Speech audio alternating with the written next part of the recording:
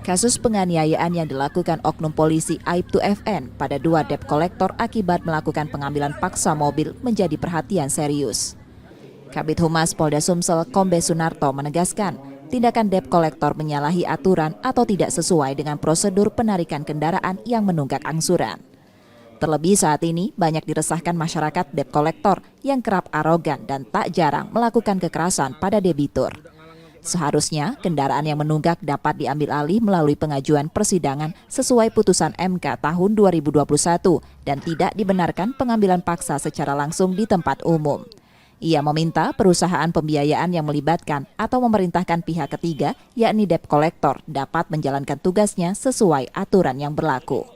Berkaitan dengan pekerjaannya yang demikian, debt kolektor untuk menjalankan pekerjaannya sesuai aturan hukum,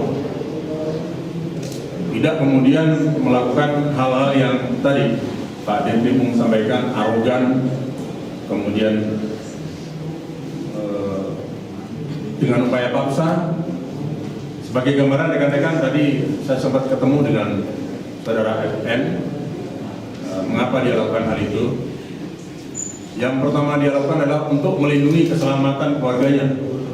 Jadi ada istri dan anaknya 2 orang yang kala itu dihadang oleh 12 orang yang diduga debt kolektor tadi, dengan menggedor-gedor kaca mobil, kemudian memaksa untuk meminta kunci mobil dan memaksa keluar.